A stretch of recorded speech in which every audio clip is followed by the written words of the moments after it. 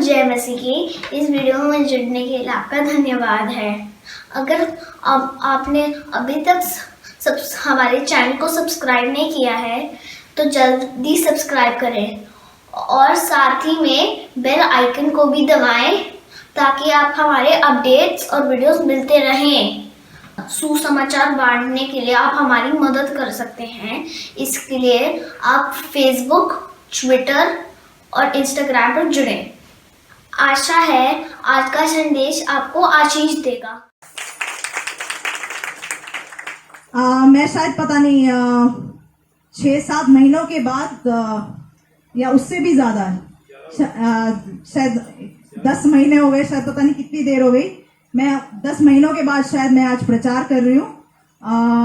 तो मैं थोड़ा सा क्या क्या अलग अलग बातें मेरे मन पे थी वो बताने वाली हूँ।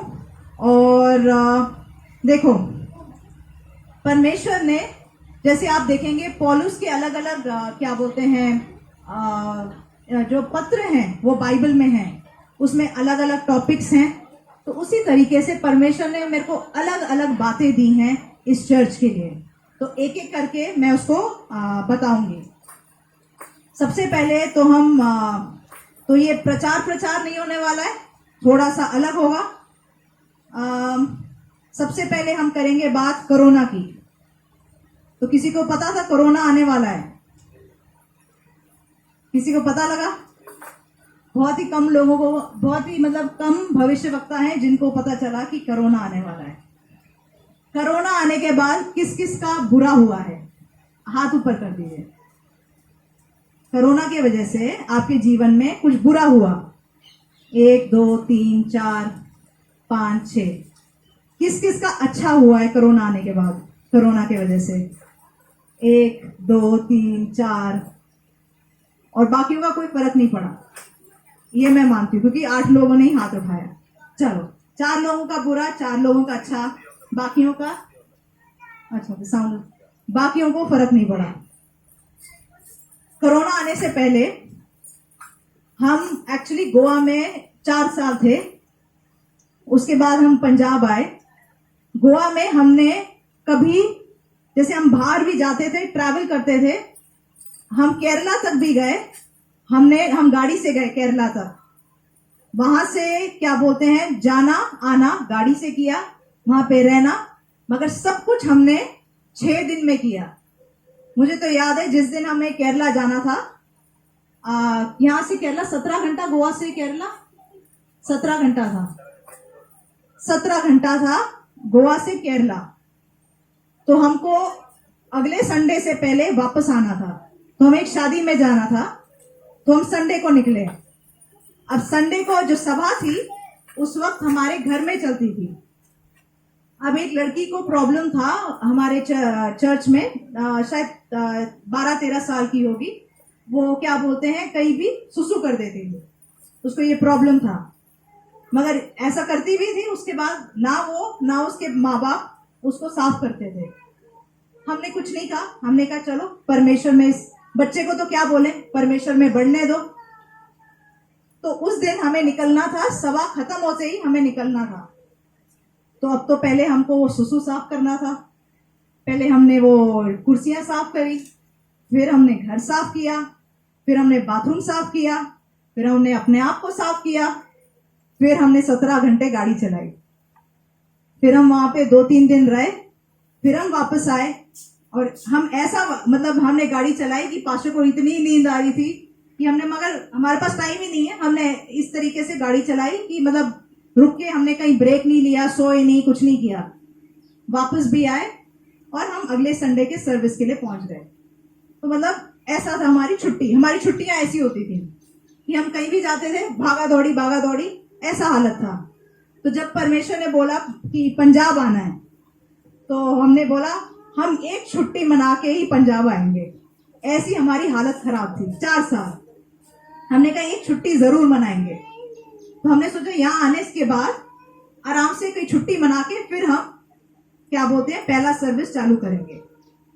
जब हम यहाँ आए, उस हफ्ते परमेश्वर ने दिखाया कि काम जल्दी चालू करना है। तो हमने छुट्टी छोड़ दी, हमने काम चालू कर दिया।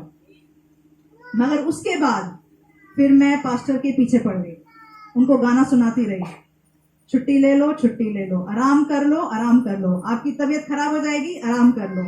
ये गाना मैं गाती रही गाती रही गाती रही। जब एलिशा पैदा हुई तब भी उनके पास टाइम नहीं था, मैं तब भी गाना गाती रही उनके कान में। अच्छी बीवी होने का काम करना पड़ता है, कभी कभी गाते रहना पड़ता है, तो मैं गाती रही, आराम कर लो, नहीं हुआ।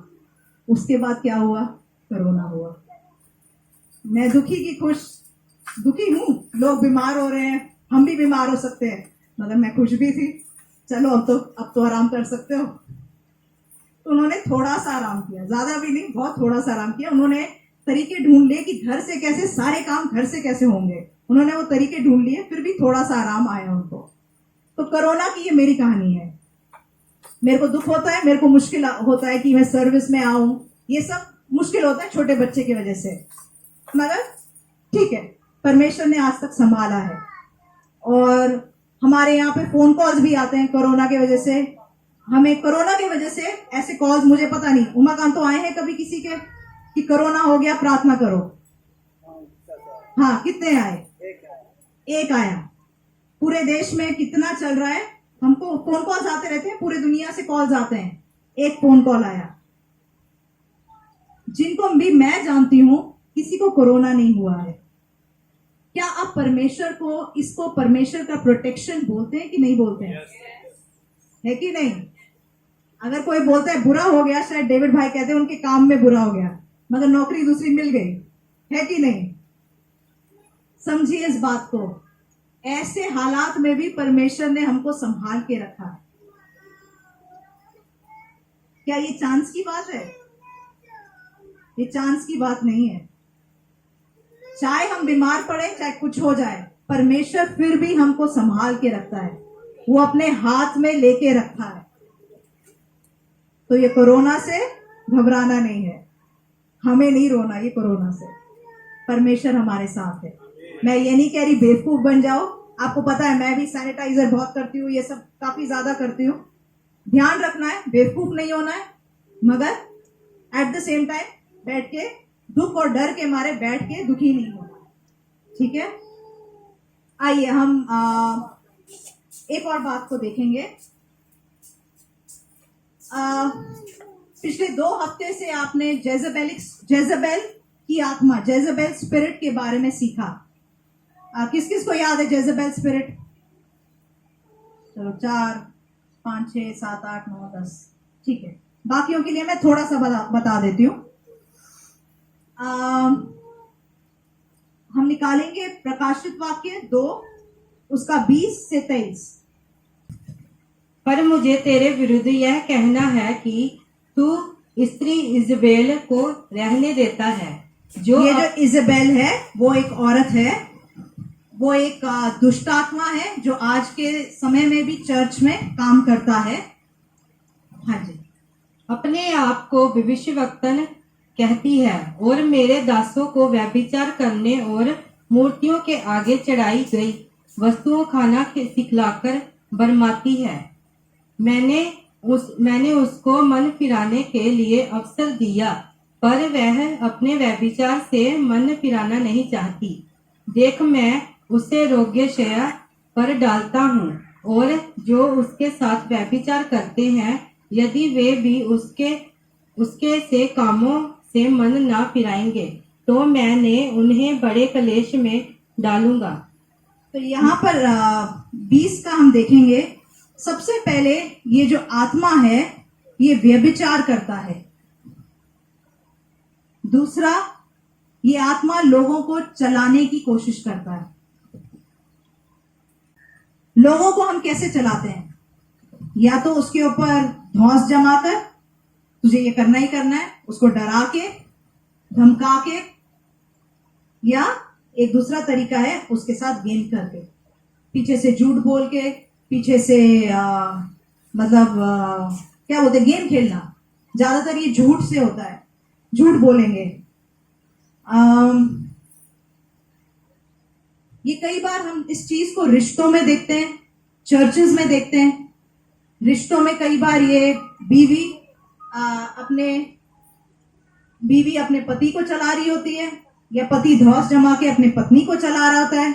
ज्यादातर क्या होता है, बीवी गेम करेगी, उसको गेम मतलब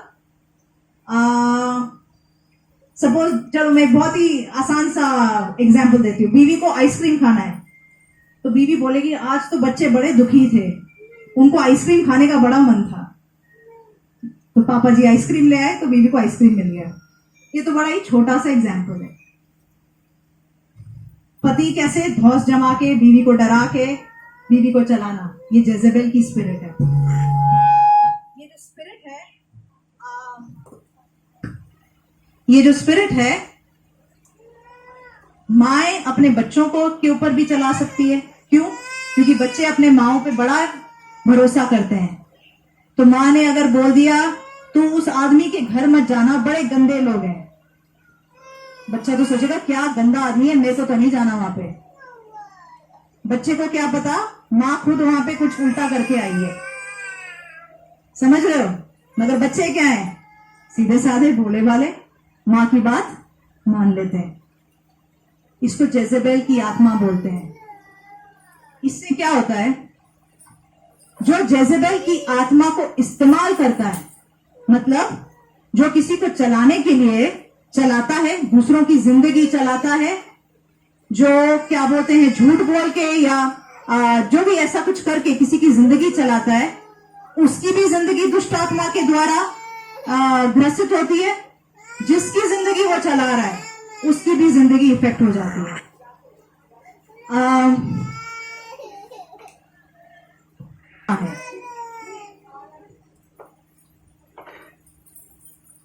ये जो जेजेबेल है, हम इफिसियों का 6 निकालेंगे, इसमें थोड़ा सा समझेंगे इसको।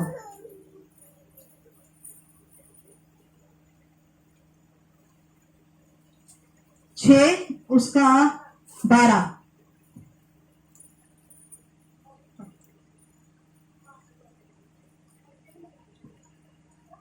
क्योंकि हमारा यह मल्ल युद्ध लहू और मांस से नहीं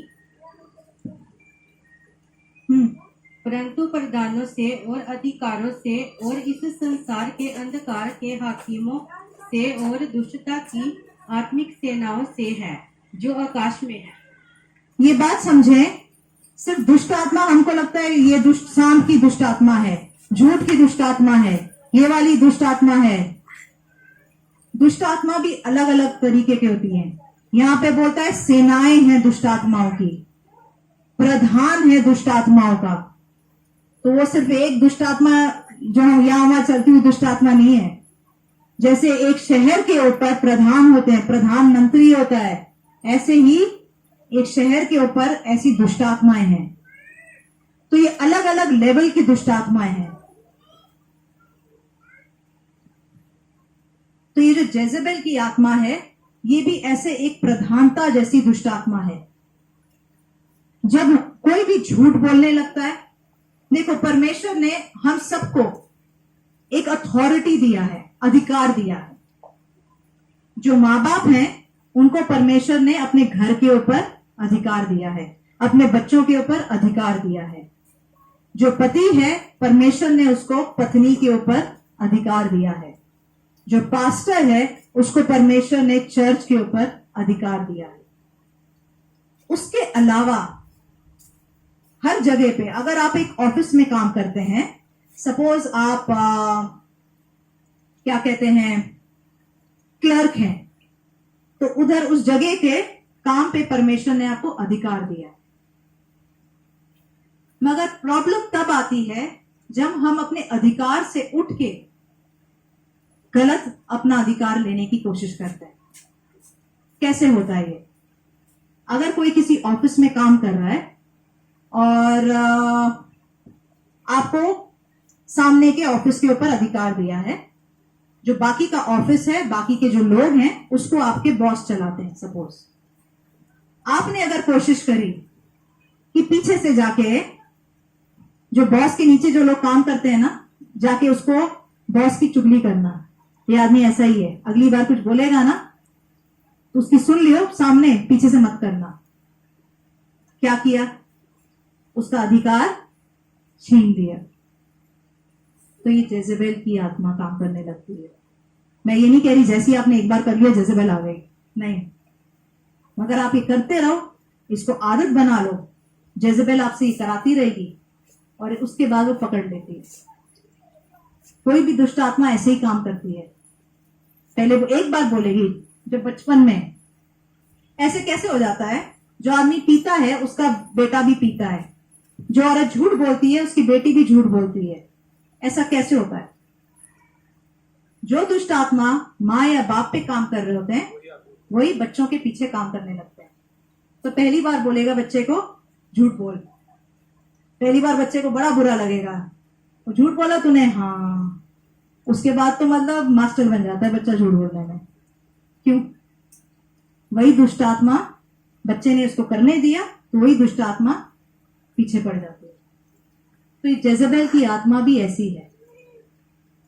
हम उसको अगर जगह देंगे, जो हमारा, जहां पे हमारा अधिकार नहीं है, हम उस अधिकार को लेने देंगे तो वो वहां पे काम करती है।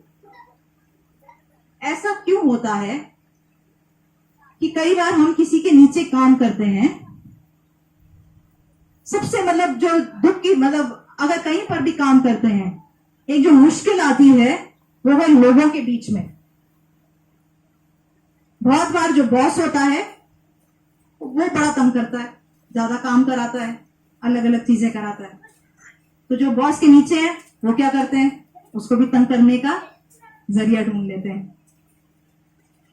मगर ये बात हमेशा होती है कि जब भी कई लोगों में ऐसा होता है कि जिसके नीचे काम कर रहे हैं उनको वो जो इसके ऊपर है वो पसंद नहीं आते, मतलब जैसे तैसे उनका लाइफ में एक ही एम होता है, मैं इसके ऊपर आ जाऊं, मैं इसको चलाऊं, मैं इससे करवाऊं जो मुझे करवाना है।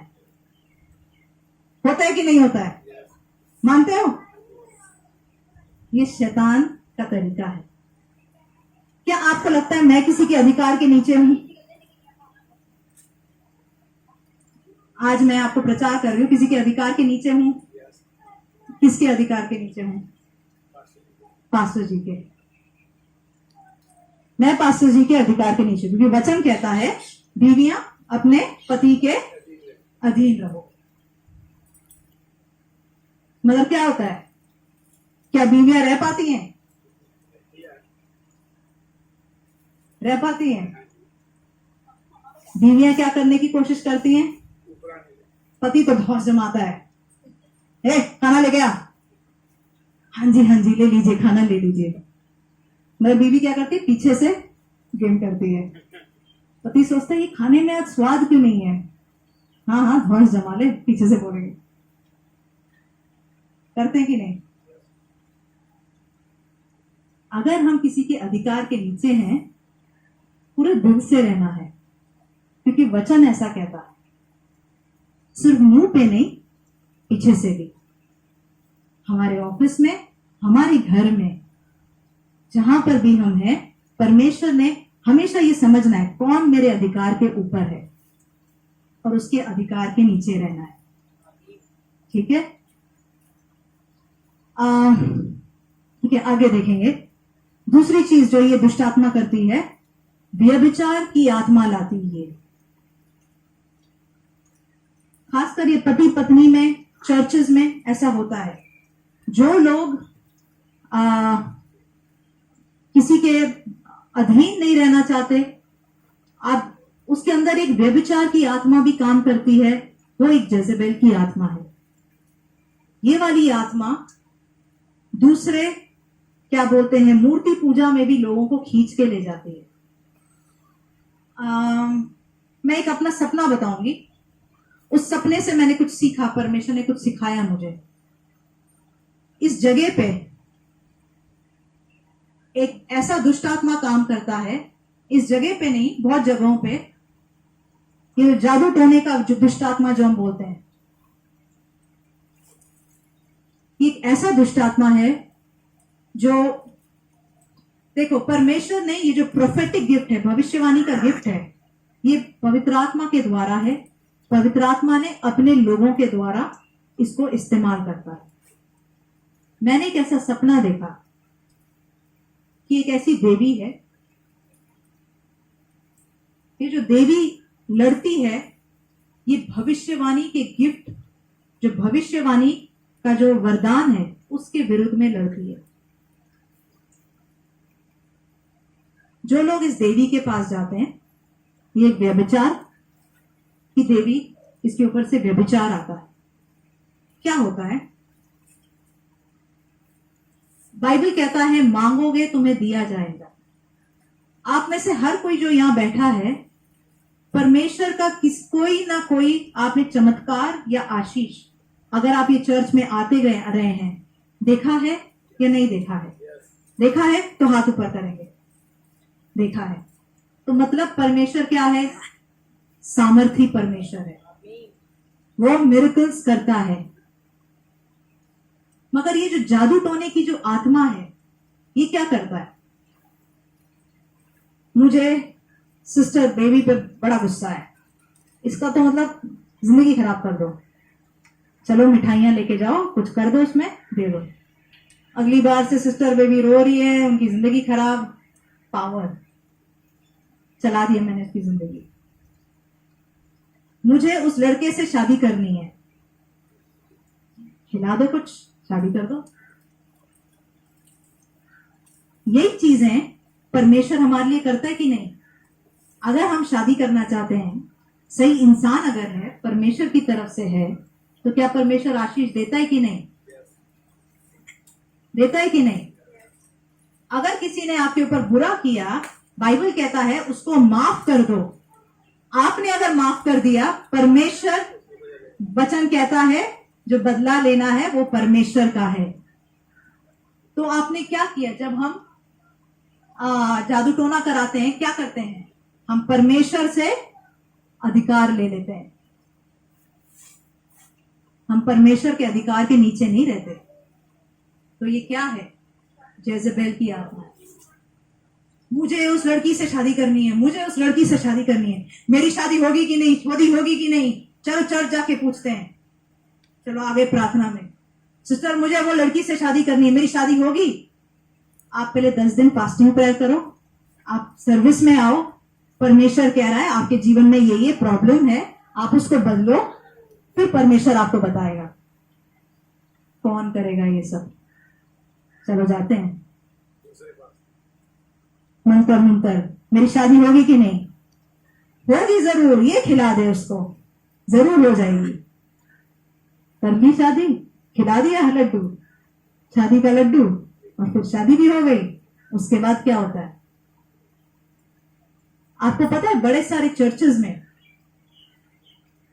जादू टोना इस्तेमाल करते हुए यीशु मसीह का नाम लगाते हैं और भविष्यवाणी कर रहे हैं, लोग दुष्ट आत्माएं भगा रहे हैं। कभी आपने कभी किसी ऐसे प्रचारक को देखा है जो भविष्यवाणी कर रहा है, दुष्ट आत्मा निकाल रहा है? उसकी जिंदगी देखकर कुछ अजीब सा लगता है कि बाइबल में से इसका जो जिंदगी है मैच नहीं कर रहा है। कभी हुआ है किसी के साथ? नहीं ध्यान दिया, एक ने ध्यान दिया। इस बात के हम इतने आदी हो गए हैं कि हमने ध्यान ही नहीं दिया। हमें लगता है ये तो सब नॉर्मल है। क्यों? आदत हो गई है। इसके पास पावर है, ये खास है। अगर उसने अपनी जिंदगी जैसा परमेश्वर का वचन कहता है नहीं बनाया, उसके पास पावर कैसे आ गया?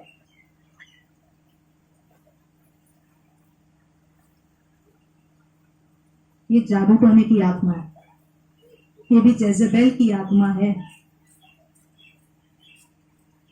हमारे चर्च के विरुद्ध में जो आत्मा लड़ रही है वो इस जादू टोने की आत्मा है।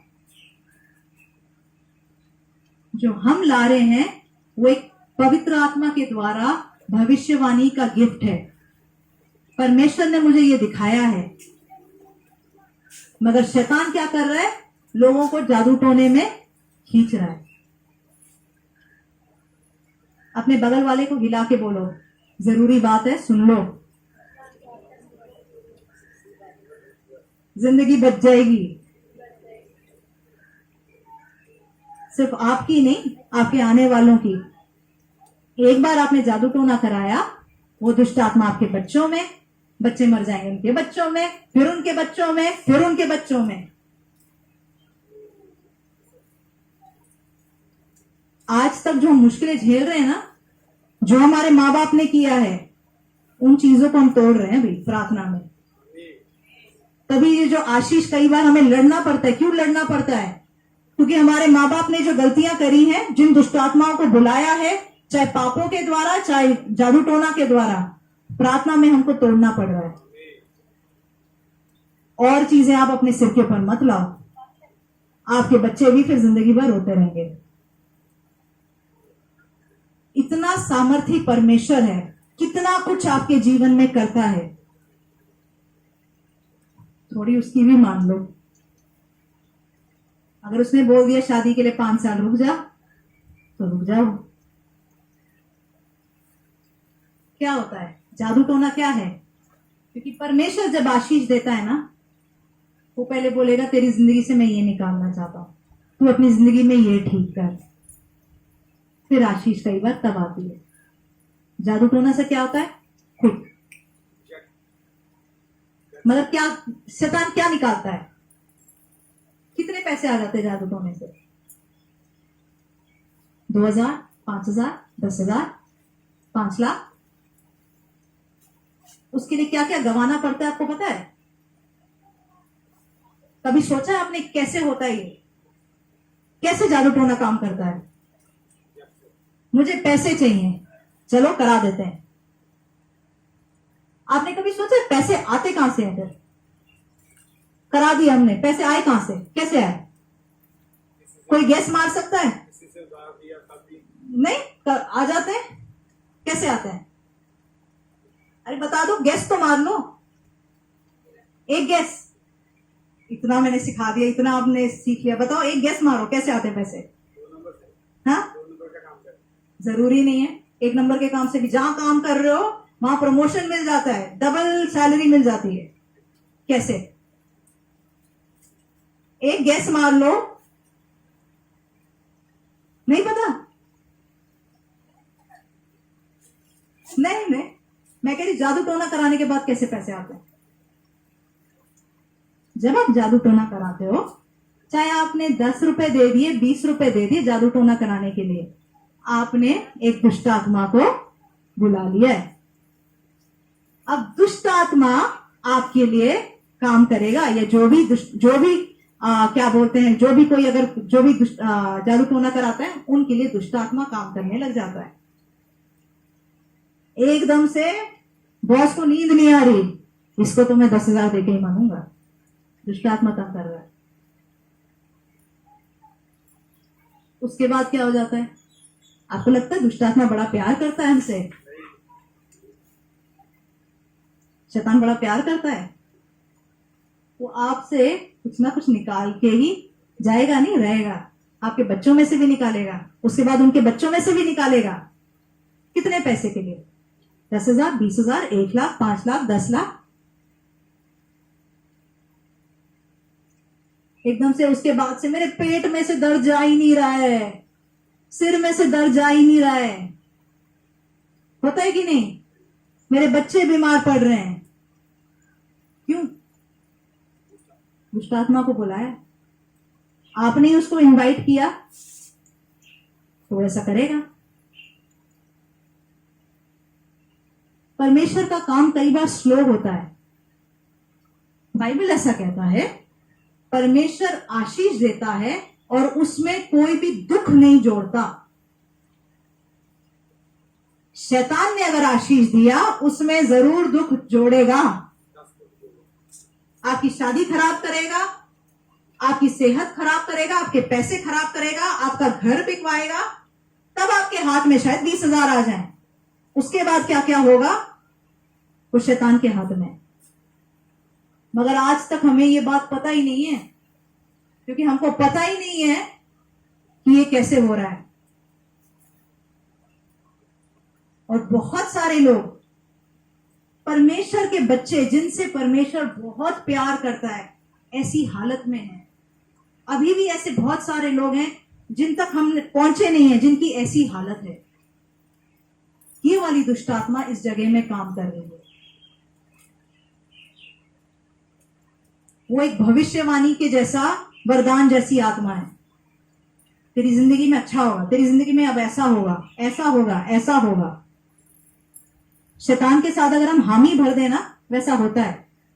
अगर किसी ने आके आपको कोस भी दिया, अंजलि तो पढ़ाई में बिल्कुल अच्छी नहीं है, हाँ मैं तो पढ़ाई में अच्छी नहीं हूं, मेरे पिछले बार कम मार्क्स आए, उसकी गलत बात में तू मान गई, तेरे कम मार्क्स आने लग जाएंगे। शैतान धक्का मार के अंदर आता है, परमेश्वर बोलता है मैं आऊं, क्या मैं आऊं तेरे जीवन में? तू ऐसा करेगी तो मैं तेरे को आशीष दूंगी, तू ऐसा करेगा तो मैं आपको आशीष दूंगा। शैतान तो क्या वचन क्या कहता है? चोर की तरह आता है, पीछे वाले दरवाजे से आता है। ये है जेज़ेबेल की आत्मा। बहुत से लोग, शायद आप लोगों का जीवन चला रहे हैं, ऐसा जादू टोना करके आप लोगों का जीवन चला रहे हैं। अगर किसी के ऊपर जेज़ेबेल की आत्मा काम करती है ना, चाहे वो जादू टोना के थ्रू हो, चाहे वो बस झूठ बोल के किसी की जिंदगी चला रहे हैं। कई बार देखा कुछ लोगों से ऑटोमेटिकली बड़ा डर लगता है कि आपकी जिंदगी खराब कर सकते हैं। बहुत सी जगहों में पता है क्या होता है, जैसे काम करने जाते हैं ना किसी के ऑफिस में, किसी के घर में, सबसे पहला काम पुड़िया खिला दो ताकि उसको चला पाओ।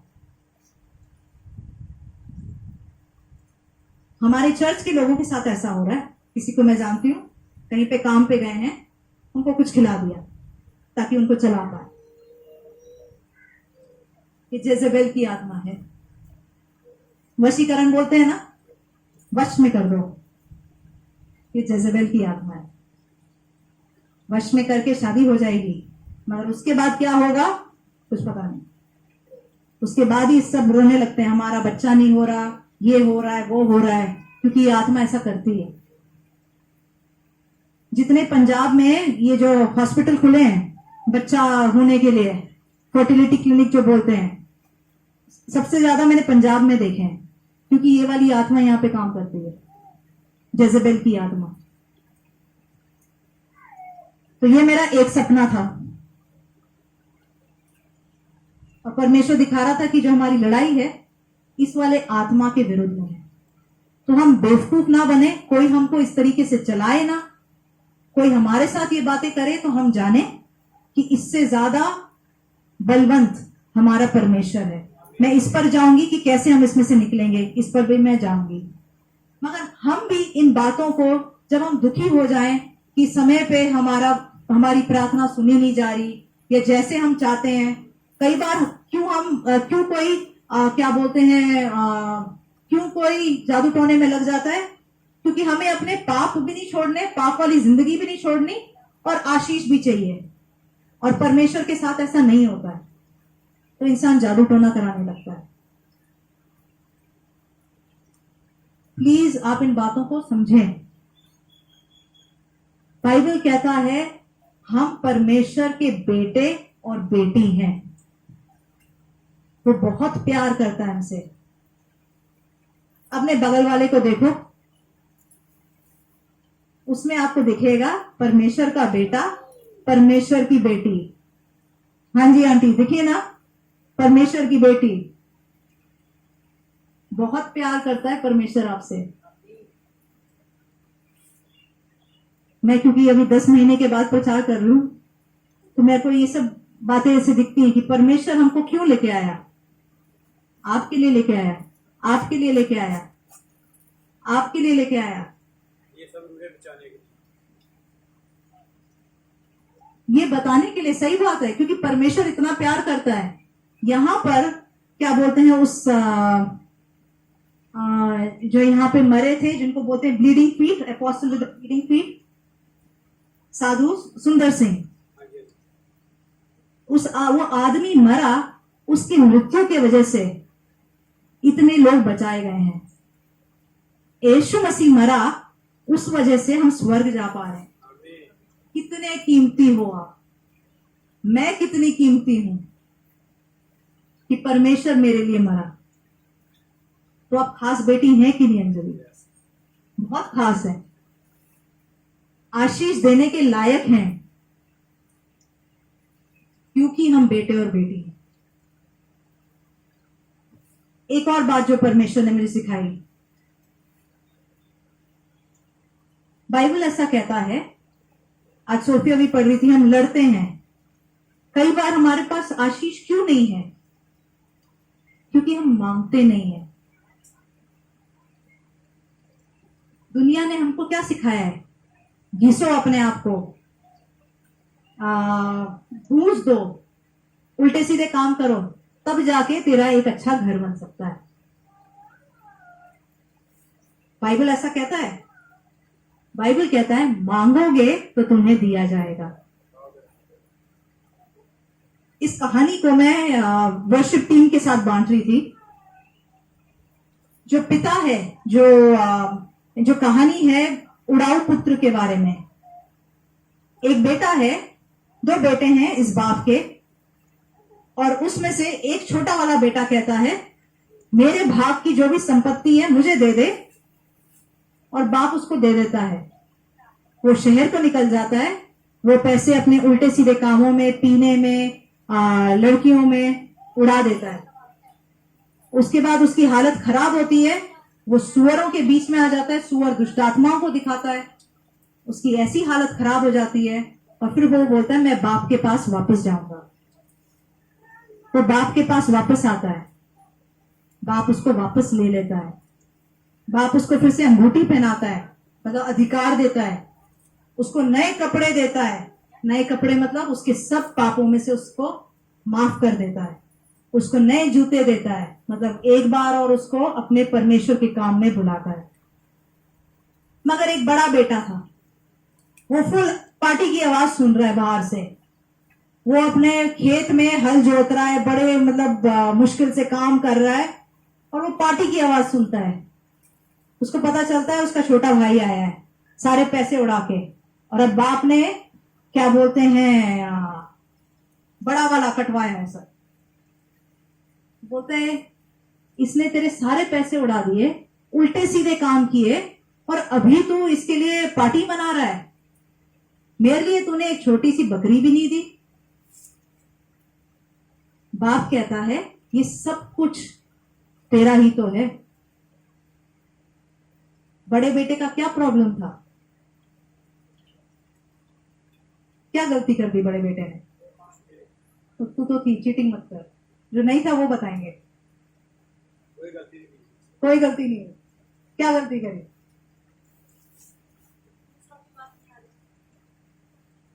बड़े बेटे की ये गलती थी, उसको अपना हक ही नहीं पता था, और उसने कभी मांगा नहीं।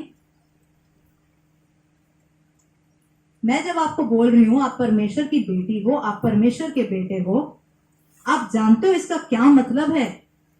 ये सिर्फ बोलने वाली बात नहीं है। मांगोगे तो तुम्हें दिया जाएगा। जानो तो, अगर वो कह रहा है आप बेटी हैं, आप बेटे हैं, मांगो। हमें मगर दुनिया ने सिखा दिया तो घूस खा, घूस दे, तू मेहनत कर, अपनी हालत खराब कर, जैसे तैसे यहां से लोन ले, यहां से लोन ले, यहां से लोन ले, 5 जगह से लोन ले, 2 जगह पे वापस कर, फिर तेरा घर बनेगा। ऐसा सिखाया कि नहीं दुनिया ने, आसपास वालों ने? बाइबल कहता है मांगोगे तो तुम्हें दिया जाएगा। आमीन। मांग के तो देखो, और पीछे पड़ जाओ परमेश्वर के, क्योंकि उसी को विश्वास बोलते हैं। हम भी वैसे ही खड़े हैं। हम कैसे खड़े हैं? विश्वास के वजह से। मांगोगे तो तुम्हें दिया जाएगा। अंजलि तू आशीष देखने वाली है, देखना, बताना मेरे को। तो आशीष कहाँ है वैसे? वो मतलब मेहनत करके, हल जोड़ के फिर आशीष पाएगा। तू यहाँ बैठ के आशीष पा रही है, उसको बोल देना ये बात। समझ में आया? परमेश्वर ऐसे आशीष देने वाला पिता है।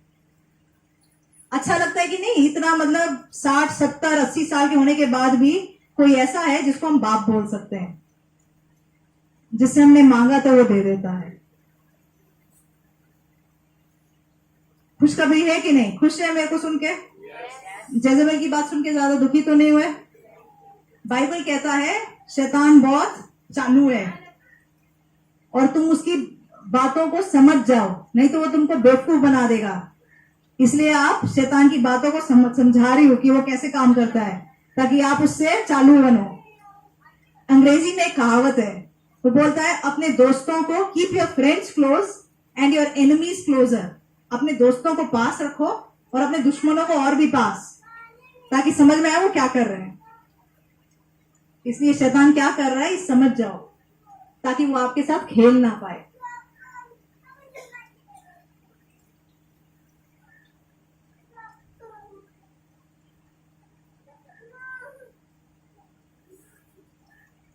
ये जो जेजेबेल की आत्मा है, ये लोगों की शादी को खराब करती है।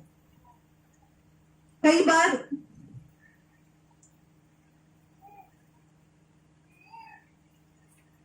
बार क्या होता है, ये जेजेबेल की आत्मा काम करने के लिए शैतान एक मेन चीज बहुत इस्तेमाल करता है, उसको बोलते हैं रिजेक्शन। रिजेक्शन या आप हिंदी में बोलेंगे ठुकराया जाना। एक बीवी अपने पति को क्यों चलाएगी? क्योंकि शायद पति ने कभी उसको धोखा दिया था।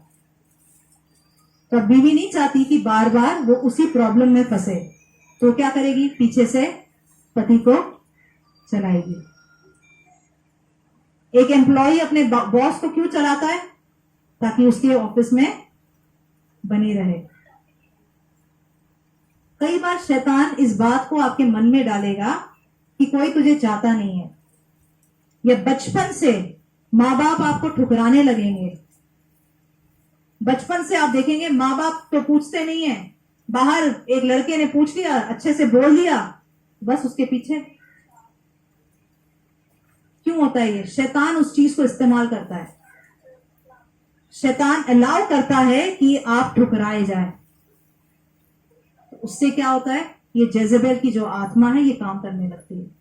कई बार शैतान भी आपको दिमाग में कई बार ये झूठ को भी डाल देता है कि कोई तेरी परवाह नहीं करता, कोई तेरे लिए पूछेगा नहीं, कल को तेरी शादी कैसे होगी, कल को तेरे माँ बाप के साथ कुछ हो गया तो तेरे को कौन देखेगा।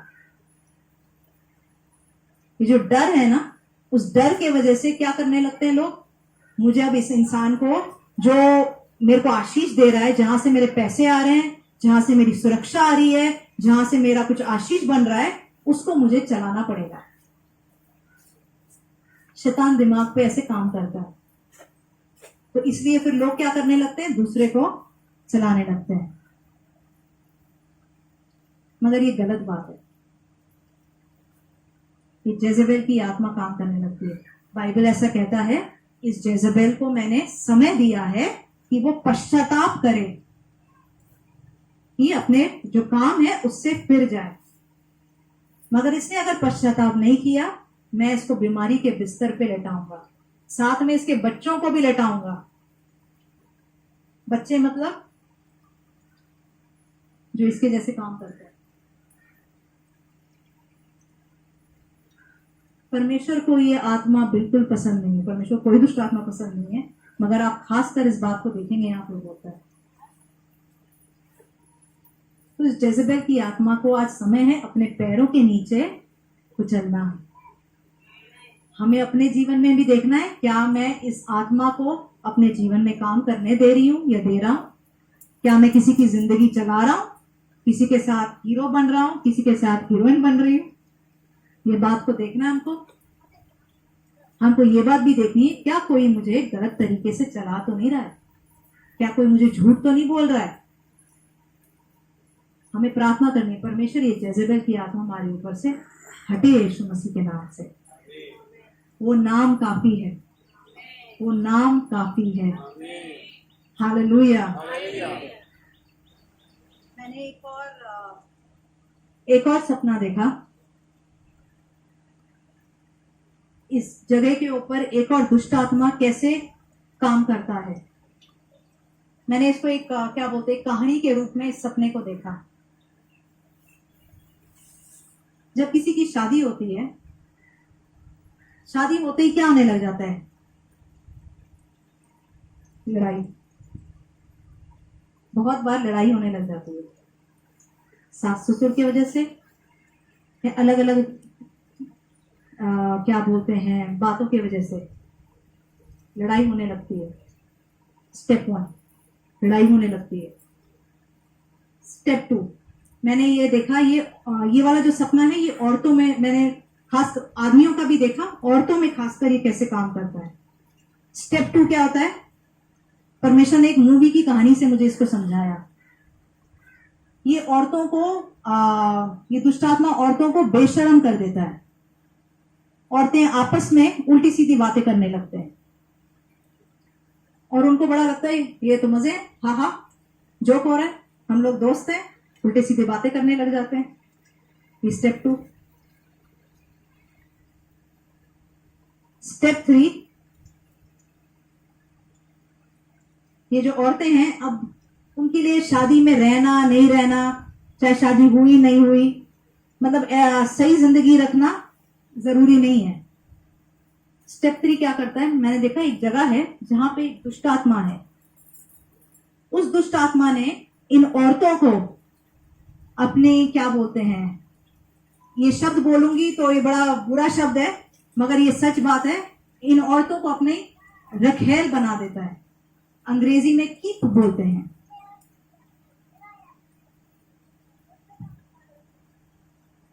औरत की सोच क्या हो जाती है,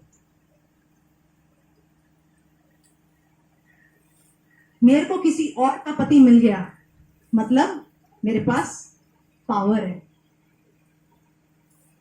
मैंने किसी और का पति छीन लिया मतलब मेरे पास पावर है। सोच ऐसा बना देता है। इसमें क्या बुरी बात है, बड़ी खुशी की बात है। क्यों? क्योंकि मेरे आसपास भी 3-4 ऐसे लोग हैं जो सेम चीज करते हैं। हम अगर बोला जाए, हम जो शब्द रखेल है उसको तो बड़ा, किसी ने अगर किसी को बुला दिया रखेल, अरे इतनी बड़ी गाली दे दी, इतना बुरा बोल दिया, मगर ये दुष्ट आत्मा बहुत सारे लोगों के द्वारा इस चीज को करा रहा है। मैंने देखा कि 50-60 मतलब बूढ़ी औरतों के द्वारा भी ये दुष्ट आत्मा काम कर रहा है। फिर मैंने सपने में देखा कि पति की ऐसी हालत हो जाती है कि उसको फर्क नहीं पड़ता कि बीवी उसके साथ है कि नहीं है, नहीं फर्क पड़ता। दुष्ट आत्मा आदमियों के दिमाग पे ऐसा काम करने लगती है। पहले तो पति को बीवी की परवाह नहीं होती, उसकी जिंदगी खराब हो रही है, कुछ परवाह नहीं होती। उसके बाद बीवी दुखी होके ये सब करने लगती है, फिर भी पति को फर्क नहीं पड़ता। आदमियों के दिमाग को ऐसा बना रही है और औरतों के दिमाग को ऐसा बना रही है। आज मैं जब ये शब्द रखेल बोलती हूं, हमें लगता है ये तो बड़ा बुरा शब्द है, मगर आप अगर अपने आसपास देखें, कितने लोग हैं जो किसी और के पति के साथ भागे हैं। कितने लोगों को लगता है किसी और का पति अगर मेरा हो जाए बड़ी खुशी की बात है, बड़े पावर की बात है, जिंदगी थोड़ी अच्छे से चलने तो लगेगी। ये दुष्ट आत्मा है जो यहां पे काम करता है कि नहीं चालू लोगों के दिमाग के साथ। और क्यों ये सबको ठीक नहीं लगने लगता है? क्योंकि अगल बगल वाले भी यही कर रहे हैं, किसी को लगता ही नहीं कुछ अजीब हो रहा है।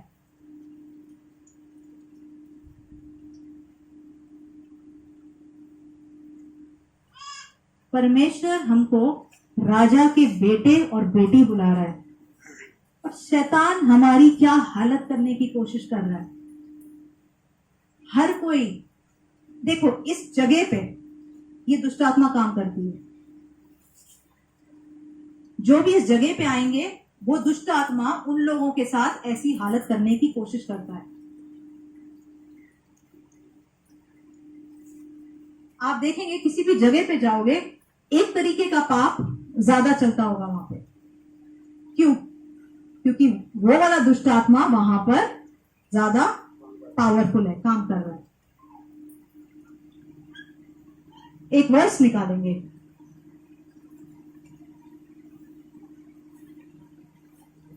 दूसरा कोरिन्थियों 5:17।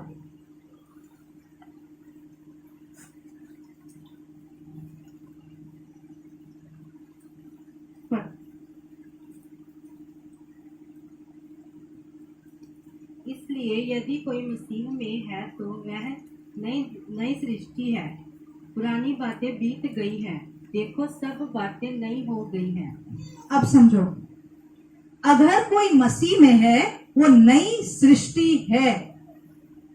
क्या आप मसीह में हैं? कौन कौन मसीह में है? हाथ दिखाइए। समझिए आप नई सृष्टि हैं।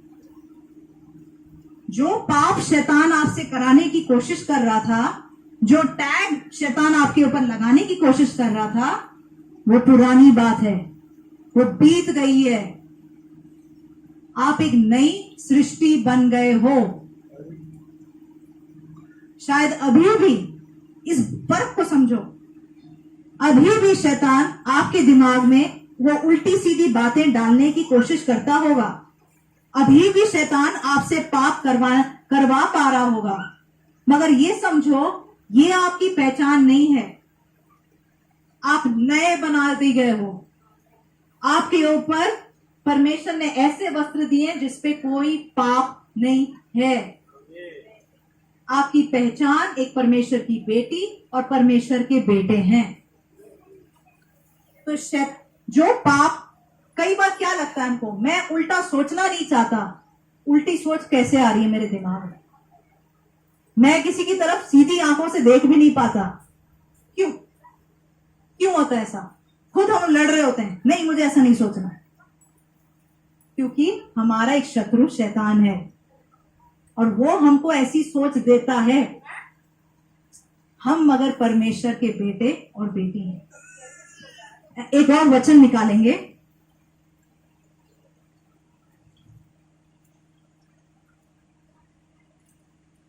मैंने आपको 2 बातें बता दी इस चीज के विरुद्ध में कैसे लड़ना है। पहले अपनी पहचान समझो, मैं पापी नहीं हूं, मेरा नेम टैग पापी नहीं है, मेरा नेम टैग है परमेश्वर की बेटी, परमेश्वर का बेटा। सबसे पहले आपकी ये पहचान। दूसरी ये बात समझो, जो यीशु मसीह में है उसके ऊपर दंड की आज्ञा नहीं है।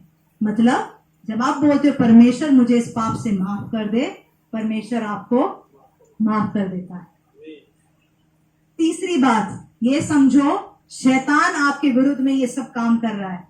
वो जो गेम खेल रहा है आपके साथ, उसको समझ जाओ ताकि आप उससे लड़ पाओ। चौथा, यीशु मसीह का नाम काफी है। यीशु मसीह के नाम से उस सोच को बोल मेरे जीवन से निकल जाए।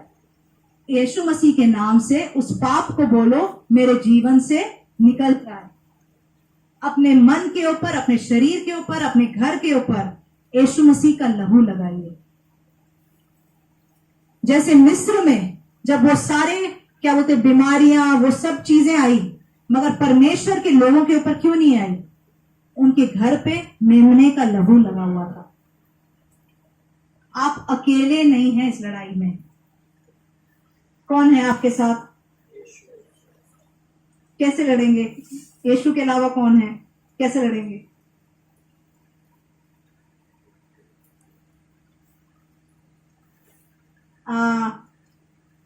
एग्जाम्पल, किसी को सिगरेट पीने की बहुत आदत है, कैसे छूटेंगे? मैं तो आपको सारे स्टेप बता दिए हैं, कैसे छूटोगे? आज मैंने अगर आपको सब कुछ बता दिया स्टेप्स, तो आपको तो छूटना चाहिए। कैसे छूटोगे? या अगर झूठ बोलने की आदत है या कोई भी पाप करने की आदत है, कैसे निकलोगे? यीशु का नाम लेके। कैसे? आप तो वो क्लास वाले आंसर दे रहे हो, नहीं ऐसे नहीं। कैसे करोगे बताओ? हाँ, देखो, पवित्र आत्मा, वचन कहता है उसका अनुग्रह काफी है। अगर परमेश्वर आपको बोलता है दीप्ति मैं तेरे को चुनती हूँ, दीप्ति झूठ बोलने बंद कर। दीप्ति से तो मतलब उससे पूछा दीप्ति तू कौन सी क्लास में है, मैंने तो एमए कर लिया है, और सोचे बिना झूठ निकल जाता है। ऐसा नहीं करती, मैं एग्जाम्पल दे रही हूँ। पवित्र आत्मा, बाइबल कहता है जो पवित्र आत्मा के जो फ्रूट हैं, जो फल हैं, वो हमारे अंदर आने लगते हैं। सेल्फ कंट्रोल, प्रेम, किसी को देख के नफरत। इसका सूट बड़ा सुंदर है आज, पता नहीं कहां से चुरा के लाई होगी। क्यों? क्योंकि अच्छा सूट पहना तो नफरत होने लगती है। मगर वचन कहता है पवित्र आत्मा के वजह से हम पाप में से निकल सकते हैं, क्योंकि पवित्र आत्मा हमको वो पावर देता है। वो अकेले हमसे नहीं काम करा रहा है, पवित्र आत्मा हमको वो पावर देता है कि हम पापों में से निकल पाए। जो प्रेम, संयम, धीरज, खुशी, आनंद, ये सब पवित्र आत्मा के फ्रूट हैं। अगर हमने ये फ्रूट पवित्र आत्मा में बढ़े तो हम देखेंगे पवित्र आत्मा हमारे द्वारा काम करेगा और हम इन पापों में से निकल पाते हैं। एक लास्ट एग्जाम्पल में आपको, एक लास्ट तरीका आपको बताना चाहूंगी। फिर प्रभु कहता है कि जो वाचा मैं उन दिनों के बाद इस्राएल के घराने के साथ बांधूंगा, वह यह है कि मैं अपनी व्यवस्था को उनके मनों में डालूंगा और उसे उनके हृदयों पर लिखूंगा, और मैं उनका परमेश्वर ठहरूंगा और वे मेरे लोग ठहरेंगे। मैं उनका परमेश्वर ठहरूंगा और वो मेरे लोग ठहरेंगे। वचन ऐसा भी कहता है जो कोई विश्वास करता है वो अब्राहम की संतान है। मैं आपको पहले कह रही थी, अगर हमारे बाप दादाओं ने पाप किए वो पाप हमारे ऊपर आने लगते हैं। अगर हमने पाप किए वो हमारे बच्चों पे जाएंगे, उसका जो श्राप है। तो इससे निकलने का क्या तरीका है? बाइबल कहता है कि जो कोई लकड़ी पे लटकाया गया वो श्रापित है। तो अगर आपके बाप दादा पीते थे, आपके बाप दादा नशा करते थे, आपके बाप दादा अलग अलग पाप करते थे, वो चीज आपके ऊपर नहीं आनी चाहिए, क्योंकि अब आप परमेश्वर यीशु मसीह के संतान हैं। तो हमें इस तरीके से प्रार्थना करनी है, परमेश्वर मेरे जो बाप दादाओं ने जो पाप किए हैं, जो मेरे माँ बाप शायद अभी कर रहे हैं, उनके लिए मुझे माफ कर। उनका श्राप, उनका जो दुष्ट आत्मा को उन्होंने बुलाया है वो मेरे ऊपर मत आने दे, वो श्राप मेरे ऊपर से टूटने दे। जब हम परमेश्वर यीशु मसीह ने जो क्रूस पे काम किया हमारे लिए उस पर निर्भर होंगे तो हम समझेंगे वो आशीष कैसे आसानी से आती है। बाइबल कहता है यीशु मसीह इसलिए गरीब बना ताकि हम अमीर बने। यीशु मसीह ने वो हमारे लिए कर दिया है। बाइबल कहता है यीशु मसीह ने कोड़े खाए ताकि हम चंगे हों। क्योंकि यीशु मसीह ने ये सब हमारे लिए किया, ये आशीषें हमारी हैं।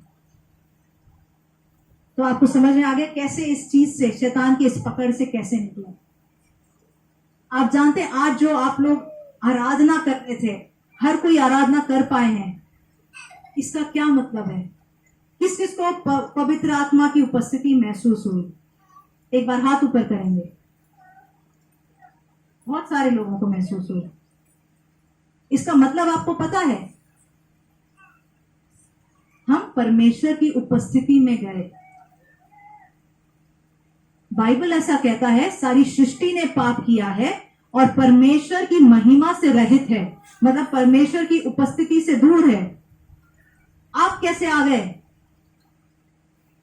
कैसे आ गए? परमेश्वर तो पापी के पास नहीं जा सकता, क्योंकि आप पापी नहीं हैं, क्योंकि परमेश्वर ने हमको माफ कर दिया है।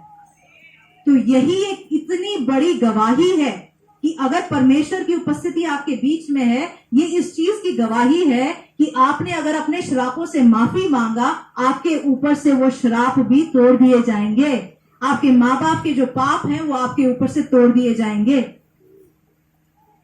हमारी जिंदगी वैसी घिसी पिटी नहीं रहेगी। जो दुष्ट आत्माएं हमको तंग करती आई हैं, शायद हमारे माँ बाप से आती आई हैं, हमको अब से नहीं तंग करेंगी, सिर्फ यीशु मसीह के उस काम की वजह से। हम अपनी पहचान को समझ जाए कि आइए हम प्रार्थना करें। Hallelujah, hallelujah. Thank you Jesus, thank you Lord, thank you Lord, thank you Lord, Holi spirit. आइए वर्शिप टीम आएंगे, हम एक गीत में जाएंगे, मीठा नाम यहोवा दा। Holi spirit, hallelujah, hallelujah, hallelujah. Thank you God. रे बादशाह ने खाना बांधे। अगर आप अपने ऊपर से श्रापों को तोड़ने को तैयार हैं तो उस परमेश्वर के सामने आइए, उससे मांगने लगिए। परमेश्वर, आज तक मैं इस गरीबी से लड़ लड़ के थक गया हूं। परमेश्वर, मैं ये व्यभिचार के पाप से लड़ लड़ के थक गया हूं। परमेश्वर, इस पाप को मेरे ऊपर से हटा। परमेश्वर, इस पाप को मेरे ऊपर से तोड़। उस मीठे यीशु मसीह के नाम की वजह से। Hallelujah, hallelujah. Thank you Lord. मीठा नाम यहोवा दा। मिठा नाम यहोवा दा मेरे दिल विच वस जावे।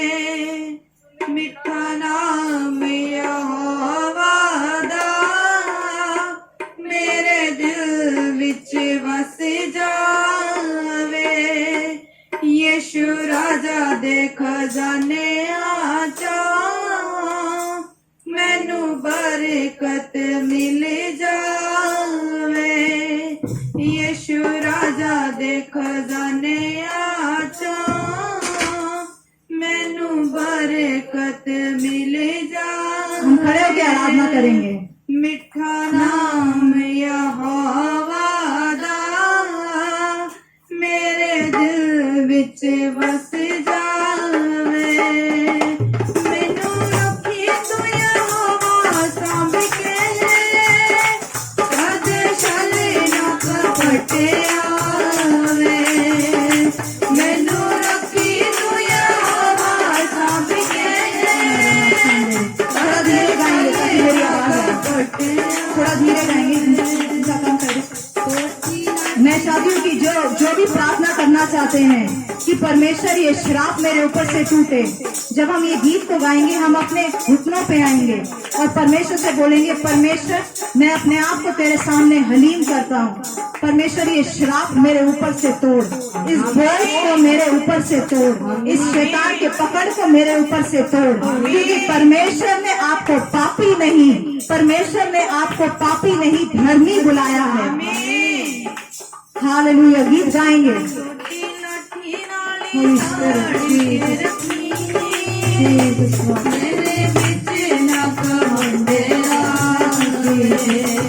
Jesus, thank you Lord, thank you Lord, thank you Lord, thank you Lord, thank you Lord। परमेश्वर जो श्राप है वो टूटने वाले बने परमेश्वर।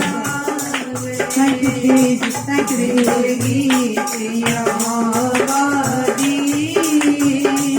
जिंदगी बड़ी सारिया तो काम होए। जिंदगी की आबादी बड़ी सारिया तो काम होए। एक तरीका ये जानने का कि कोई दुष्ट आत्मा आपके विरुद्ध में काम कर रहा है, आप अपने सपनों को देखिए। क्या सपने दिख रहे हैं? अगर आपको अपने सपनों में गलत काम होते दिख रहे हैं, अगर आपको अपने सपनों में दिख रहा है कि कोई आपके विरुद्ध में कुछ कर रहा है, तो ये समझ जाइए शैतान आपके विरुद्ध में आपके जीवन की आशीष को छीन रहा है। किसी ना किसी तरीके से वो आपके विरुद्ध में काम कर रहा है। आप सपनों को देखिए। कई बार हमको सपनों में अपना पुराना घर जहाँ माँ बाप थे वो दिखता है। कई बार उससे रिलेटेड बहुत सारी चीजें दिखती हैं। क्यों? क्योंकि वो दिखा रहा है कि वहां से जो पुरखों का जो श्राप है वो आ रहा है। समझिए, ये जेजेबेल की आत्मा कैसे पहचाने? सपनों में कई बार हमको दिखेगा कि कोई हमको चला रहा है, कोई हमको बोल रहा है ये कर, हम वो कर रहे हैं। वो एक जेजेबेल की आत्मा है। पहचानिए इस चीज को। परमेश्वर ने हमको बुद्धि दी है, परमेश्वर ने हमको वो अभिषेक दिया है समझने के लिए कि शैतान क्या काम कर रहा है, और उसी को हराने के लिए परमेश्वर ने हमको वो अभिषेक दिया है। आइए गाएंगे हम।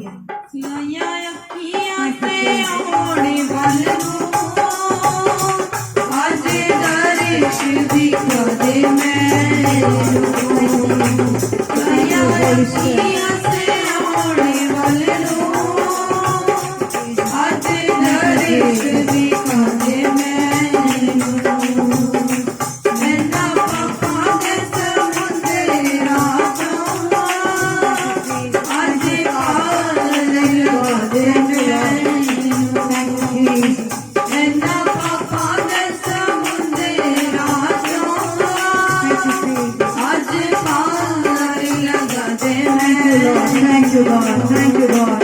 मैनू विचे असमाना दे, मैनू विचे असमाना दे, यीशु राजा दी नजरे आवे, मैनू विचे असमाना दे, यीशु राजा दी नजरे आवे, मिठा नाम यादा मेरे दिल विच बस जावे, मिठा नाम यादा मेरे दिल विच बस जावे, मेरा बलिया होवा तू ते जटानी होवा तू,